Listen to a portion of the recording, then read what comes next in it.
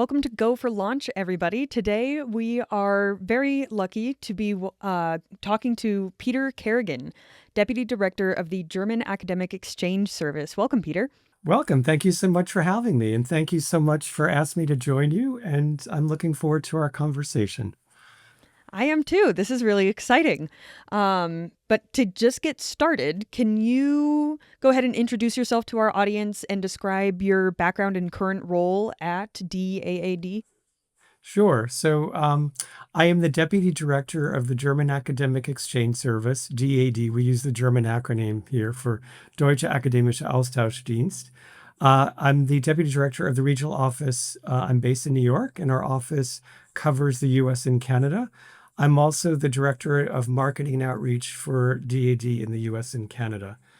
If I can give you a brief update on my background. My degrees are in political science, German literature, and international relations. I'm a product of both educational systems, higher education systems in the US and also in Germany. And I started off my career in the for-profit world working in book publishing and public relations before I found my way into the field of international education. That's going back several decades. And that happened while I was living in Berlin, again, many years ago. That's just a brief update. And I'm based here in New York City, but our headquarters for DAD are in Bonn in Germany. That is incredible. What a diverse background. Oh my gosh. You have How no fun idea. is There's a that? lot more I could tell you there, Mackenzie. I bet. Just out of curiosity, what part of that education came from the United States and what part of it came from Germany? So I did my undergraduate degree here in the US. But I spent again, I'm going to date myself now. I spent my junior year abroad studying in both East and West Germany. And after the wall came down, I went back to Germany, a unified Germany at that point, and lived in Berlin for many years and did the equivalent of a master's there and worked and studied and did what one does in between, and eventually made my way back to my home city of New York. That's incredible. Is it safe to say that, or safe to assume, I suppose, that you're also pretty good at speaking German? Yes, I guess I should say that I am. We work in a bilingual environment in my office. And so that means in the office here, we speak this weird mixture of English and German. And then when I'm dealing with the colleagues in Germany, most of whom can speak English, but we communicate in German. And so the language of business is usually in German for me. And of course, when I'm over there, presentations, meetings, et cetera, are also in German. So at this point, it's interesting that you asked that because, after having written a master's thesis in German, I did it in international relations and et cetera, and I didn't use the language for many years professionally until I started with DAD. And I thought that I was fluent, but of course, when you're working business language, bureaucratic languages are very different than what we're used to. So that took a bit of a learning curve. Oh my gosh, I bet. Well, before we get too much into the language and everything like that, for our listeners who might not be familiar, could you give a little overview of what the German Academic Exchange Service is and what its mission is? Yes, thank you for asking. We have several mandates. As I mentioned, our headquarters are in Bonn. We also have a large office in Berlin, and then we have regional offices around the world and smaller information centers around the world, and funded faculty members embedded, that sounds a bit like a spy, but working at universities around the world, all with, this simple mandate of promoting German higher education and research. But our mandates are really the major thrust, and certainly in Germany, is the internationalization of German universities and universities of applied sciences and the higher education landscape. But also a variety of other activities. For us, and a lot of my colleagues who are not based in Germany, it really is marketing and representing German higher education and research around the world, and just trying to whet an appetite and get people interested from undergraduate through and including senior faculty and researchers to go to Germany to study, to research, perhaps to teach, to lead a group. I mean, there are a variety of activities that we support and financially, but also in terms of information. I should also say, particularly in light of current conversations that everything that we do is funded by different ministries in Germany, some from the EU, but generally speaking from ministries in Germany, which is by default by the German taxpayer. We're nonprofits, so we can't earn any money. We have no revenue. Everything that we do is according to the laws of the nonprofit status. That's all very interesting. Um, so super quick before I hand it off to Cam, who also has loads of Please. dying I threw a lot questions. out you. I'm sorry. That was a lot in No, one that's statement. okay. Wasn't very kind. Killing me That's inside. okay. And neither of you is taking notes. I'm impressed. Anyway, go on. So I actually am currently studying for my master's. I'm based in the United States, but my master's program is in Scotland. And one of the things that we just started researching is the strengths of research in different countries. And since you were talking about the German strengths of, the research and the science and getting it more internationalized and everything, what is it? I'm sure our audience would want to know, maybe, if it tells them that this is somewhere they would want to go. What specifically is Germany specializing in right now? What are you trying to get people to come in and work on? Well, I mean, there are a variety of topics. Of course, there's anything regarding environmental, climate change, et cetera, AI, engineering, manufacturing. I mean, there are a number of priorities. I mean, to say that are only focusing on some of the government priorities wouldn't be fair to the other disciplines that are also trying to attract scientists. So I guess what I would say is that what is being offered is they're offering opportunities and finances to help realize those opportunities. So I would say, yes, they're the usual suspects, of course, in terms of the disciplines that I've just cited. But I think that from A to Z, there are so many different research clusters and groups. There's so much activity going on in a variety of disciplines that if you are interested, and I think this is really important, in gaining an international perspective, understanding how scientists who work in international teams, and most scientists, as we know, do work in international teams, what does that mean in terms of how do I function in that environment? How does the German PI working with 10 different nationalities within a small group, how do they conduct research? And what does that mean in terms of moving my ideas and my thoughts forward? So I don't want to just say we're focusing on one or two subjects. I just think that the demand and the interests are there. So if people who are listening to are interested in gaining that perspective and really challenging the comfort zone and moving out of, there's nothing wrong with staying within one's research group wherever you're based, but also to keep in mind that having that international exposure is really key, particularly as you grow with your career, grow hopefully simultaneously together. I'm glad you mentioned in regards to, having that international experience is key. I mean, whether you're planning to go on vacation or just you're trying to do research, the not just ability, but the willingness to go abroad to other places when it comes to, the line of study or just going out there, understanding the culture and the people. I'm still trying to make my summer plans and everything. So right now it's Singapore, but it could change in due time. What makes Germany a great place to, check out, especially for international students? What makes it special? Well, a number of reasons. I think what people don't realize is that the higher education and research landscape are very international themselves. So 12% of the matriculated student body in the German university system or University of Applied Sciences does not have a German passport. So they're by default, a large number of students in Germany are international. So there's, in that sense, within the walls of academia or the research lab, there's a very welcoming environment in that regard, because there are, of course, people who were born and or grew up in Germany, but there are a lot of other people who have had that experience of moving to Germany for the sake of study and or research. So I think if that's the goal, if it's, I'm not talking about vacation, I'm talking about to make it a research or study destination, then that makes sense. I think, as far as, let's say, I'm not going to try to, Singapore is a great place. I've been there too, so I'm not going to try to dissuade you.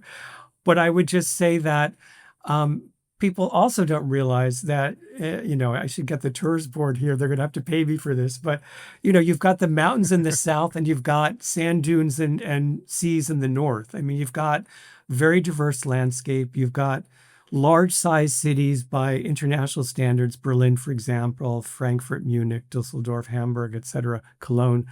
And you've got a variety of smaller, very manageable, beautiful, sort of picturesque in that touristic sort of way towns, whether it be with the timber houses, the cobblestone streets, etc. And again, also what people don't come to expect is the variety in food that's offered. The times and there are a number of countries that are sort of being pegged as not exactly a culinary destination. And I think that has changed for Germany as well. And certainly in the larger cities where there has been such an influx of diverse cultures and ideas and senses and needs and tastes that that has changed as well. Speaking of culture again, and I'll stop the ad campaign with this comment, but it's, Germany really supports the arts in a way that many of us in other countries where support of the arts comes from the private sector and not the government sector, the federal or state or whatever, that you do find fantastic museums and theaters and opera houses or whatever you enjoy. And of course, for the students out there in a lot of these cities and towns, there's a fantastic music scene and nightlife scene. So there are a lot of reasons. Weather-wise, okay, I'm not going to lie. So at this time of year, I was going to say, Singapore is very humid. That's one thing you're not going to really find in Germany. But it's the summers are fantastic, and the winters, particularly if you're a skier and you like snow, there's a lot to do regardless of time of year. It's not. You're not going to be like by a palm tree on a beach. That's a different experience. Well, you wouldn't have that in Singapore either. So That's true. That's true. But you can always now with technology, you can like visually put like a pine tree, in it's in your true. back and everything's like, look, I'm in Germany. Is this not as bad as people make it out to be? And they realize it's all fake. It's just like, oh, you see what happened was. Grab a uh, pina colada. You can pretend you're anywhere, right? there you go. They're my mans. Well, see, and that's what I was going to bring up, Oktoberfest. Oh, that's a good point. That's a good Well, point. yeah, there are. I mean, again, there are these sort of really wonderful festivals that exist. And I have to confess, having spent so much time in Germany, I've never actually been to Oktoberfest. So I'm the wrong person to ask. But from what I hear, it's amazing. It's a lot of fun. So How many, if you don't mind me asking, how many campuses are there within Germany, and how can students find the right university and program that fits for them? So a couple of questions. So let me answer the first one in terms of just a very brief overview of the different types of schools. And I think that will help point the listeners in the right direction. So the first is that, and this is I'm really breaking it down to a very basic, I'm not covering all the aspects, but there's what is called a university or Hochschule, Universität in German. And then there's the University of Applied Sciences, which is either the HAW or Fachhochschule in German.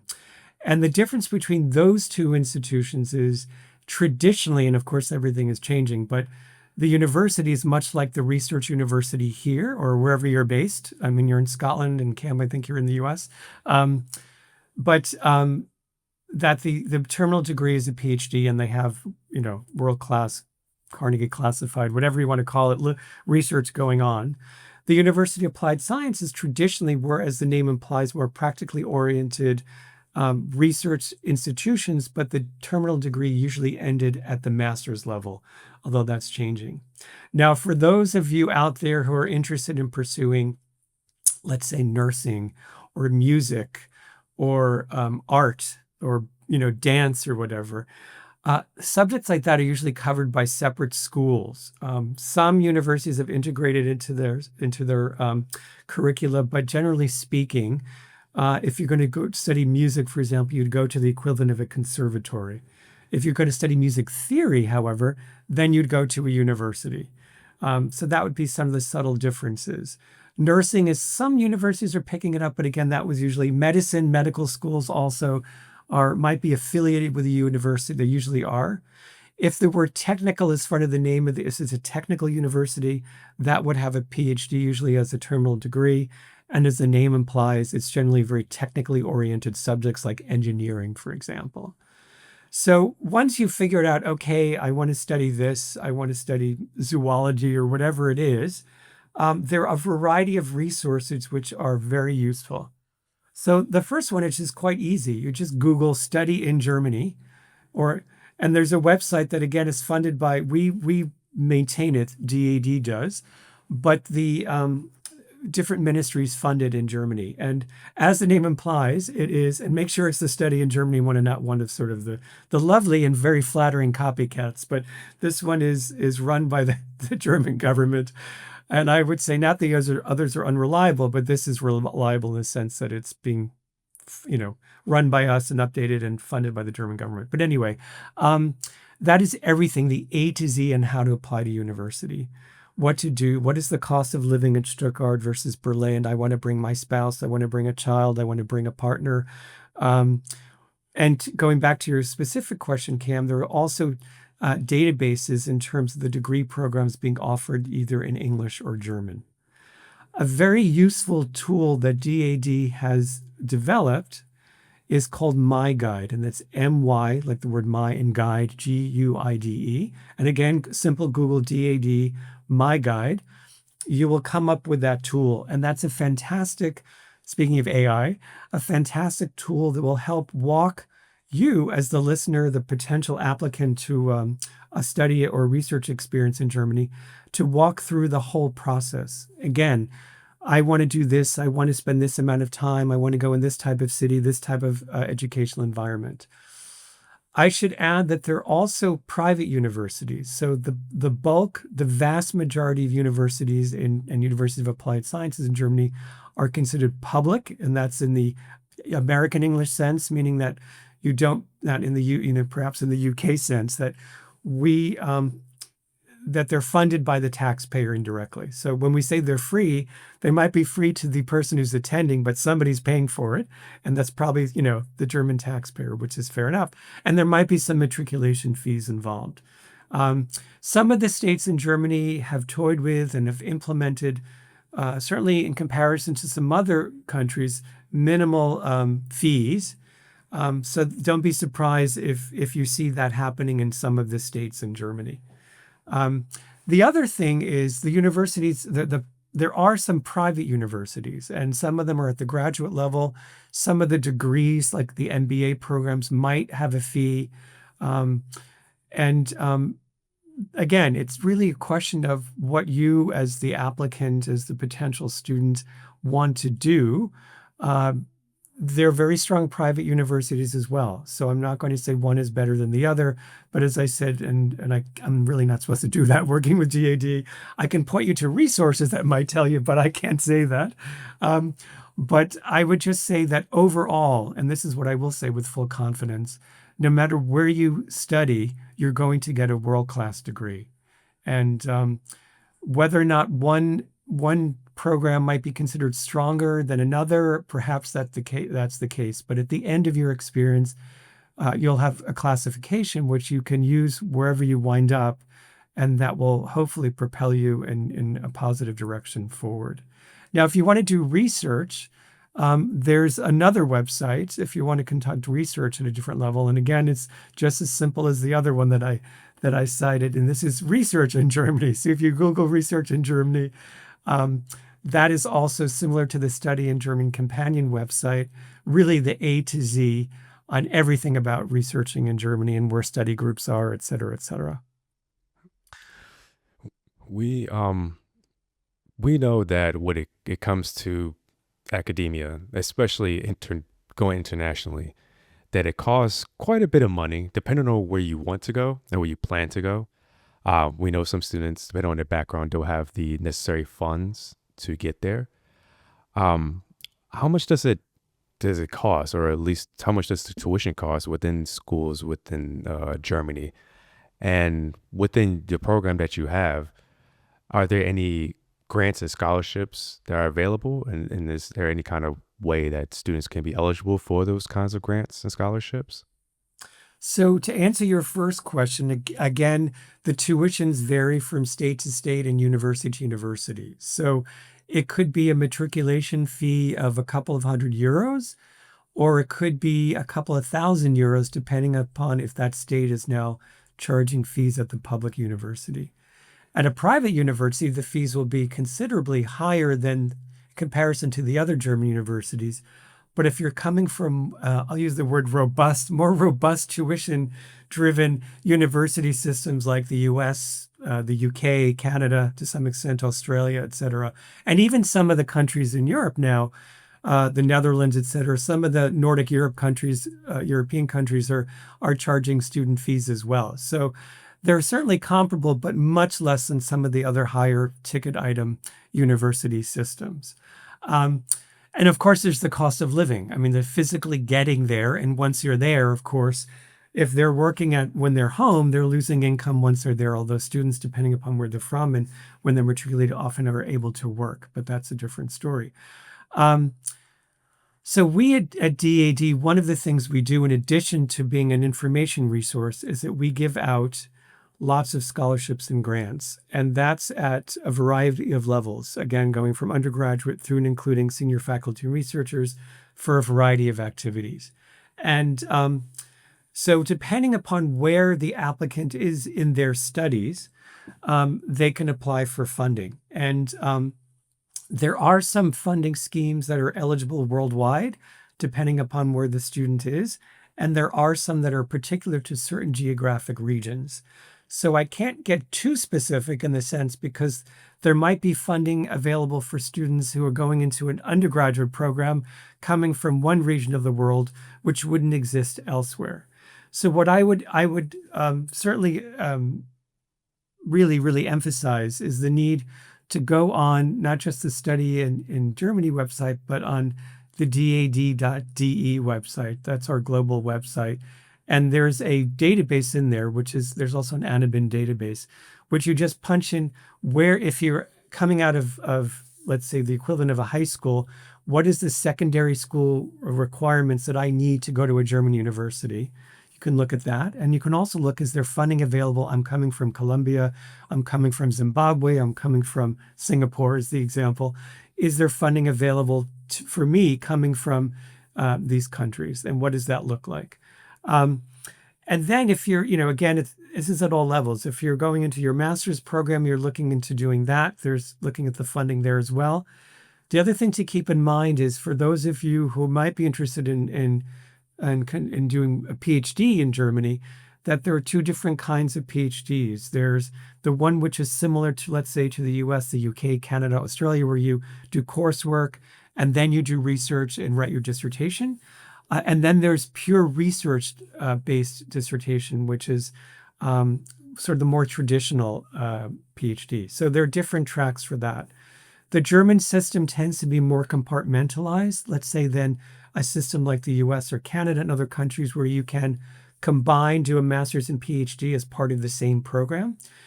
That's not usually the case. There are some exceptions. So going back to your question, you have to look at the details in terms of what is the application process like for each step of the academic track. And then equally important to many of us, and I was certainly for me at that age, was how am I going to fund this? And what's the funding like? Do I have to apply separately from getting funded for a master's? Do I then have to apply again for a PhD, which may not be the case in some countries? That simultaneously sounds complicated, yet easy to figure out, if that makes sense. It does, of course. I remember when I was trying to figure out going to school in Scotland, and it wasn't very straightforward. I felt constantly like I didn't know if I was on the right step. Did I miss something? I'm getting these emails that says I need to do this, but I don't live there. So how does that apply to me? All of these kinds of things. But if things are so compartmentalized over in Germany, it seems like it might be easier to find the guidance that you're looking for. Whereas my experience was not the same. But before I get into more about the kind of outside of academia parts of Germany, for our listeners, are there any universities that DAAD works with that offer free or almost free tuition for international students? So let me just go back. So the word compartmentalized, if I may just comment on that Oh, first. yeah. And, it is, I guess it appears outwardly that it is compartmentalized, which I'm using maybe in a more positive sense than a negative sense. I think that everything is clearly laid out. And again, on the websites that I mentioned before, and I can repeat them again, is study in Germany, research in Germany, and using Which, the by the My way, I Guide. did look up all of those as soon as you said them, and you're very right. It's the first thing that pops up. You cannot miss it. Okay, good. And you're fast. I, your hands are typing away. I can't even see it. I'm very impressed. So yeah, so it is in a sense, and it's not. It maybe sounds complicated and overwhelming, but at the end of the day, I think the procedures are very clearly laid out. And so in that sense, it's I think any international educational system when you're coming from abroad can be overwhelming. And what exists now, for example, which didn't exist when I was at that stage of the game, was a lot of these tools that are, I'm not going to say the internet didn't exist when I was applying to schools. So but the fact that all this information and the structures are there and access to testimonials and people who've gone through the process, all of that is there to help out just in general.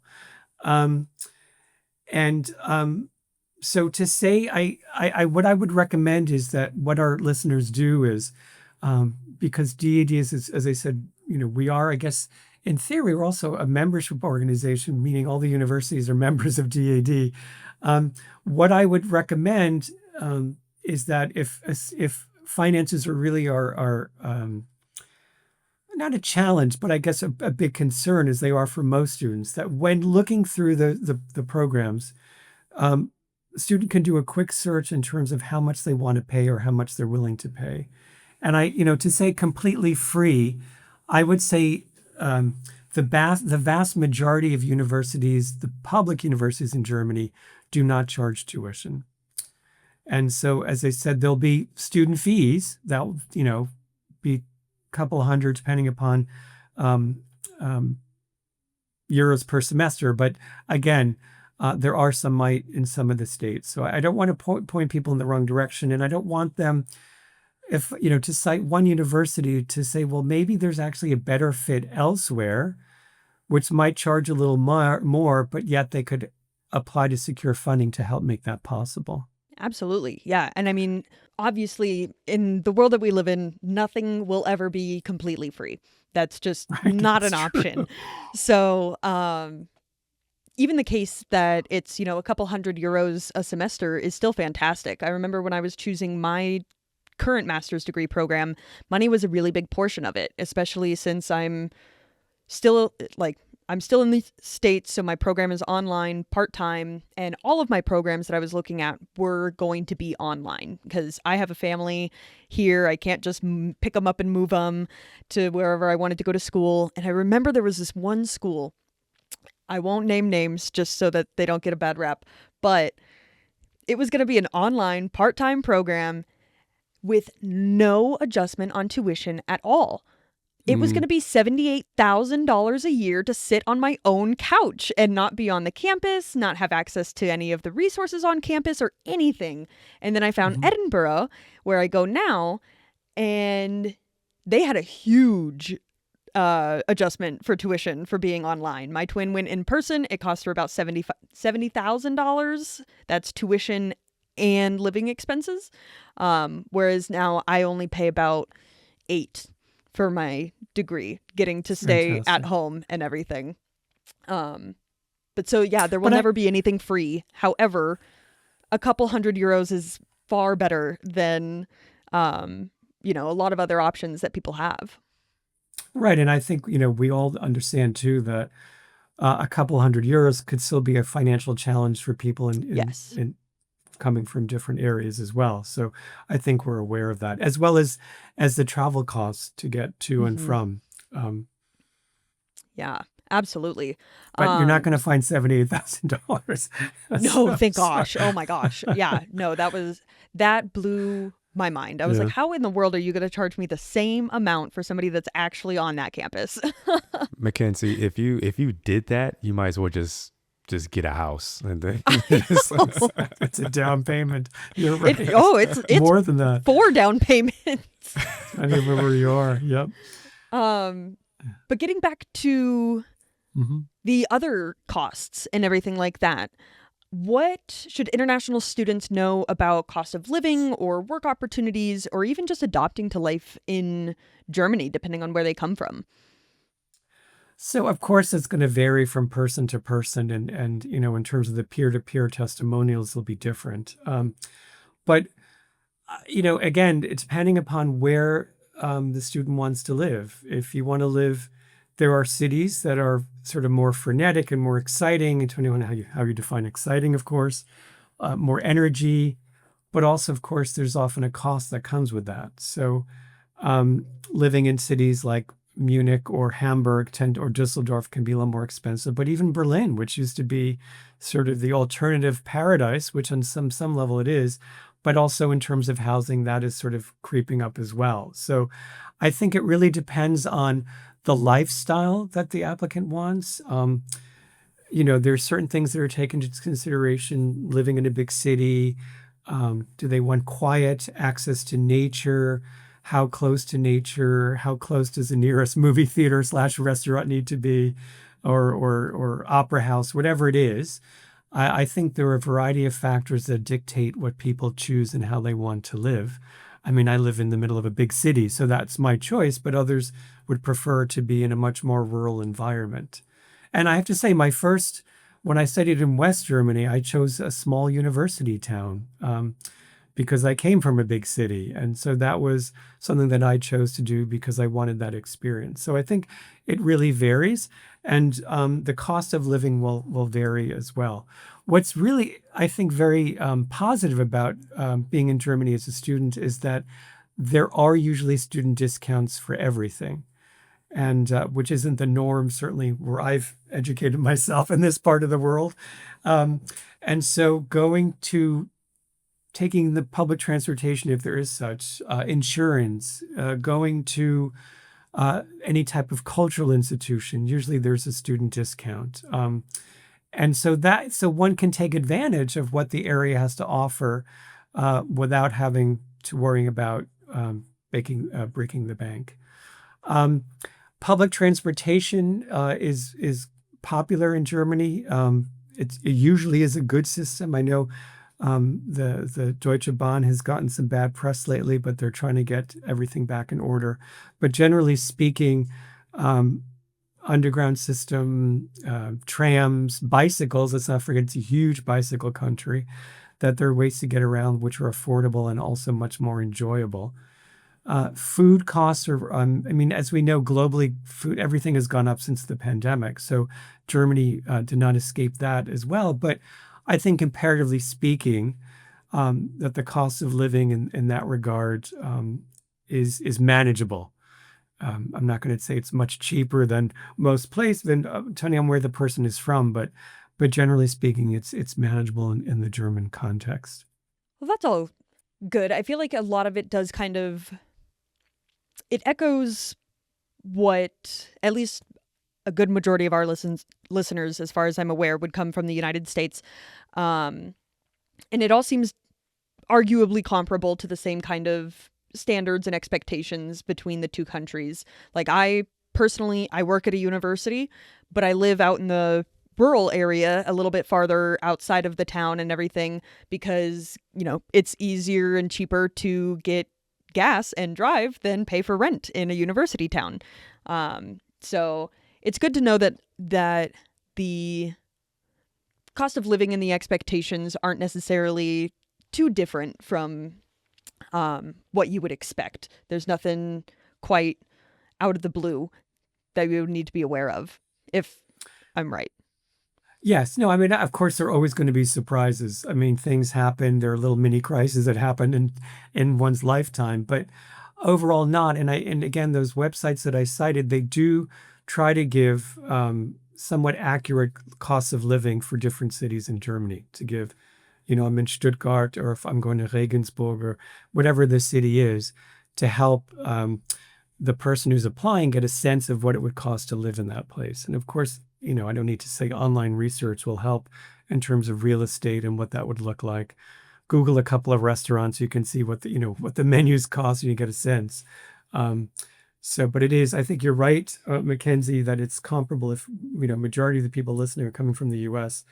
If you're living in the middle of Washington, San Francisco, or New York, it's going to be a very different experience what you're paying for, let's say, than if you're living on a farm in Kansas or in Texas. Of course, as you say, though, as we know in this country, that when you move into the university town itself, the Lincoln, Nebraskas, or the Ithaca, New Yorks, that's when often the housing does go up surprisingly, because there's a demand and there isn't enough to meet the demand. But another thing that I'm sure people are wondering, and I remember my sister going through this, it was kind of horrible for her, and thank goodness I ended up doing mine online because I didn't have to deal with it. But what are the key steps that international students need to be aware of for applying to German universities, including language requirements and visas? So I'll start with the visa question, because that's something we are not allowed to answer. We always point, DAAD, we point people to the nearest German consulate or embassy, because it's just something we push them in the direction.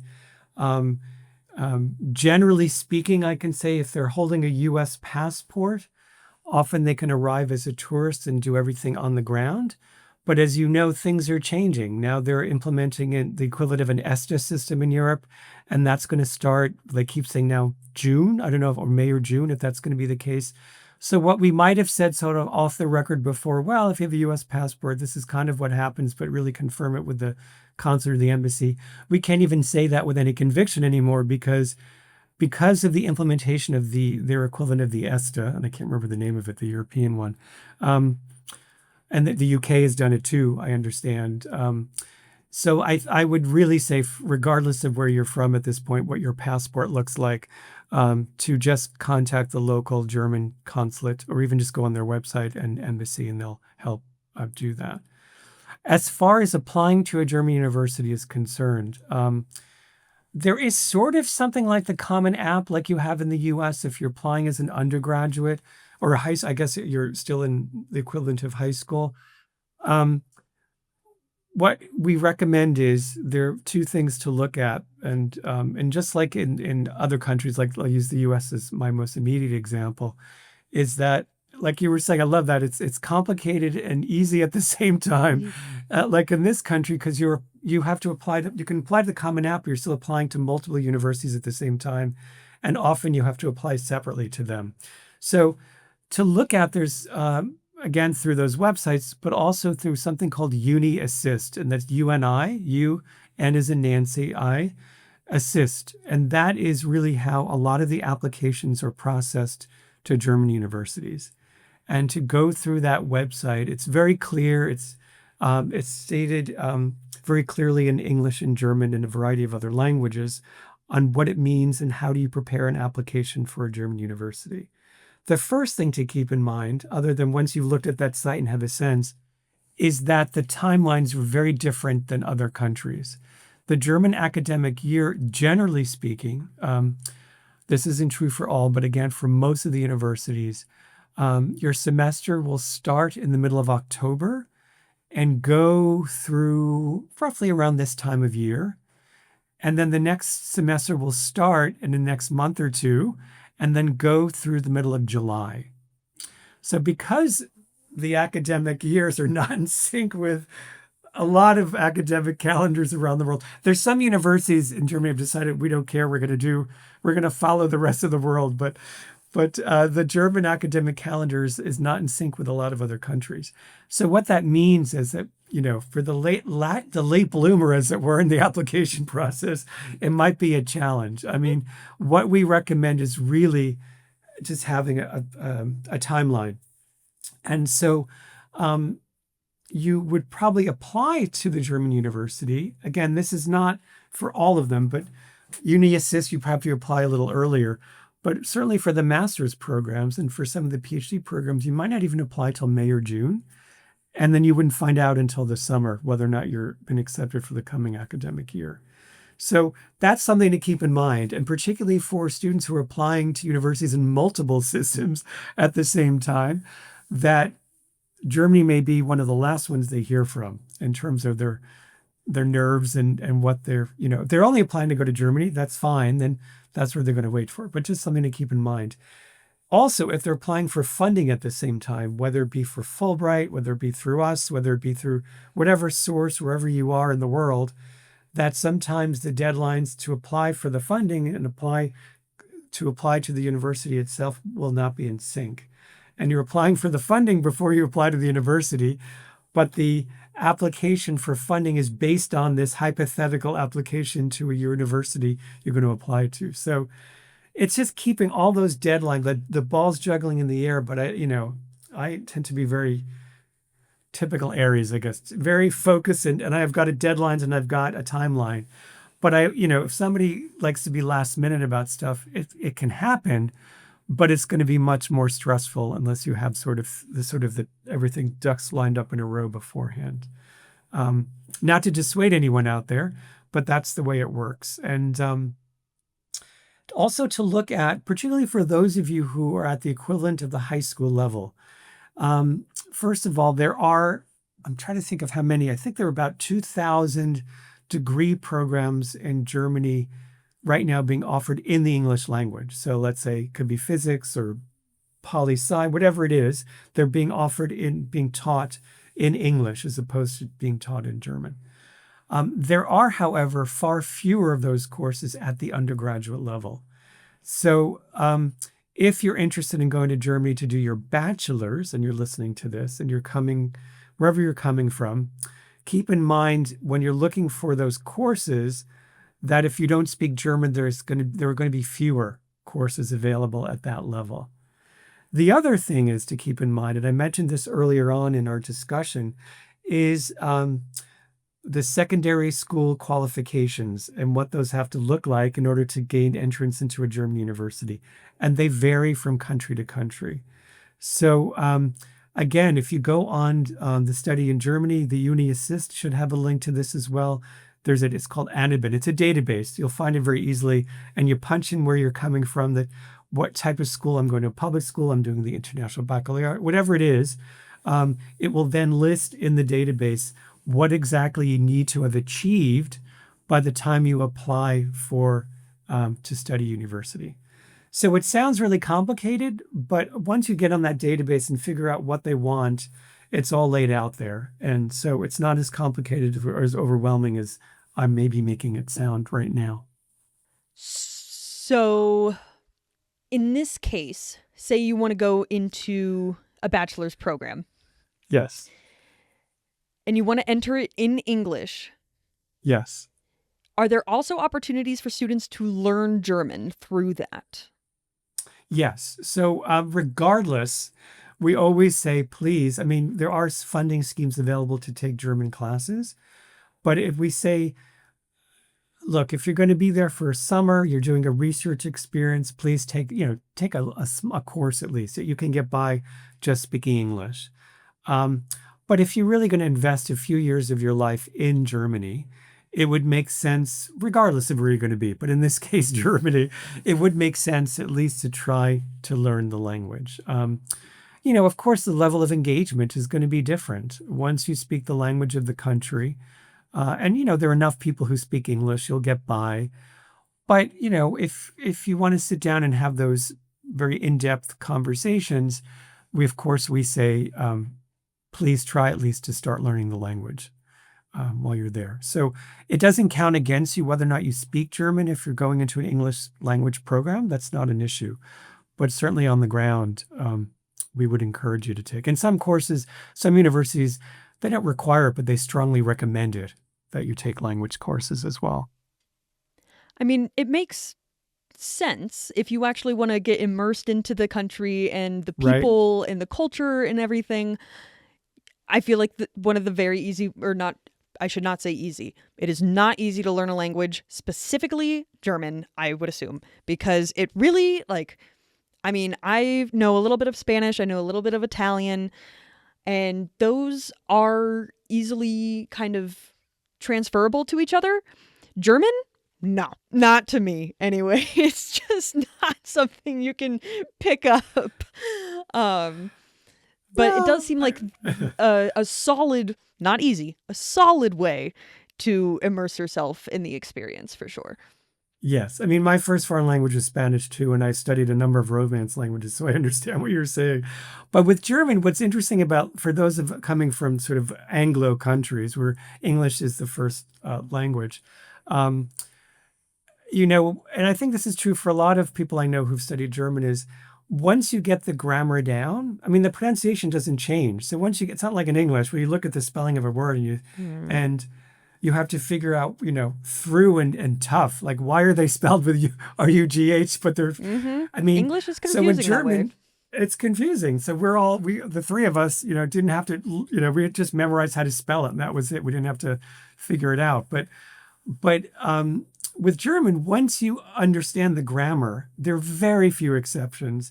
And once you understand how things are pronounced, again, there are very few exceptions. It's getting to that point. The word order is what throws people off in German, because it's very different than, particularly the three of us, for example, speaking English as our native tongue, where the word order is very different.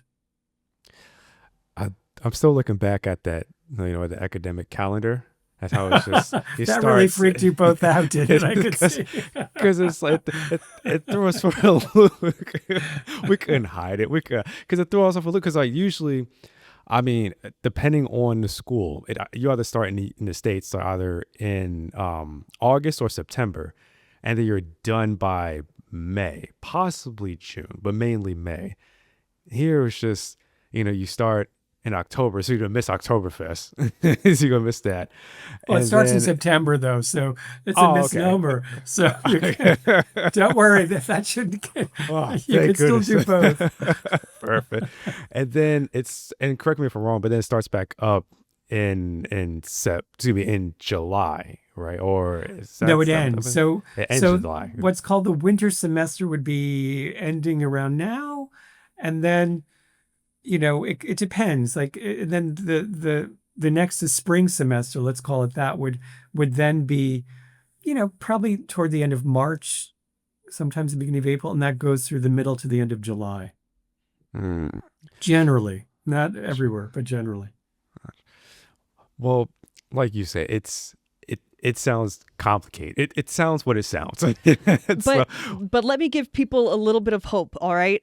Going to school in Scotland, coming from the United States, doing the whole, you know, August, September to May, whatever, it is not hard to get used to. Like now in Scotland, my semesters are August to December, January to March, April to July. So, I mean, That's the same thing. yeah, kind of. There's just three of them So it's instead the of same. two. Right. Oh, we have three of them. But so- yeah, but you end in July, just like in the German system. Oh yeah, absolutely. Yeah. It goes up right until the very end of June, maybe the first week of July or so, Yeah. depending on the class. But that should be the least of people's concerns. Is yes, it'll be a little bit of a adjustment, but I'm sure there will be larger adjustments to be made. Yes. Well, and I think this is an interesting point. I'm glad you brought that up as adjustments. I always feel like all of us need to manage expectations and portray reality and in a way, you know, I know we're all sort of, you know, I work in marketing and communications, et cetera. And coming from a system here, the German system tends to favor independence, the independent student. And I know this is what you've encountered in Scotland, Mackenzie, but in the sense that, and I don't want to use the term hand-holding because that sounds very negative, but I think in terms of the amount of support that you might find, let's say, in a more expensive university system, where you have an ice hockey rink that's been donated by some rich alumnus or alumna, or you have maybe all these different offices for advising this, advising that, support that. You wouldn't find to that extent at a German university, perhaps in some of the private universities where the tuitions were a little higher. But the expectation is, and that doesn't mean it doesn't exist. There are academic advisors, there are mental health counselors, there's all that. But the concept of campus life might be different. And you find that, I think, in the UK as well, that you may not have a physical campus. I mean, you come to New York, you go to look at NYU, there's really no clear boundary of a campus. There are buildings, and there's nothing wrong with that. I mean, it's an urban campus.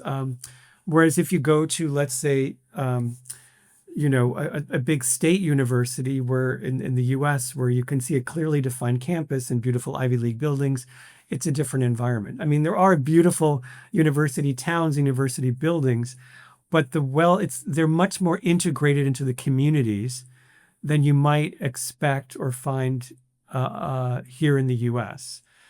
And with that, as I said, that the level of service might be different. So, particularly with the application process, if you're writing and you don't hear back right away.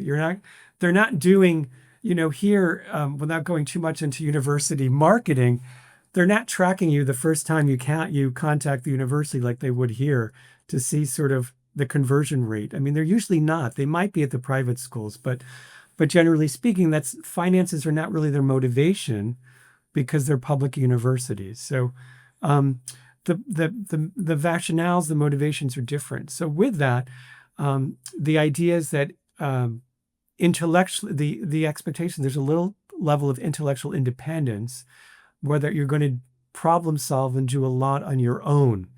There are resources there if you need them, but as I've mentioned, maybe not to the extent that you would have here. And so I think it's important to point that out, that, if there's extra services that are needed, there are some people who have, learn differently, for example, and need those services. They exist, but that really has to be spelled out before, and to make sure that those services actually do exist at the university you're applying to, if that applies to you. So just to manage expectations, you're not going into a carbon copy of what you have here, and so that the disappointment doesn't occur. Any more advice you can give to the audience and students particularly, who is considering studying in Germany? And is there anything else that you want to add on, or you could add on? Because you've added a lot already, but who's complaining? Like, the more the merrier.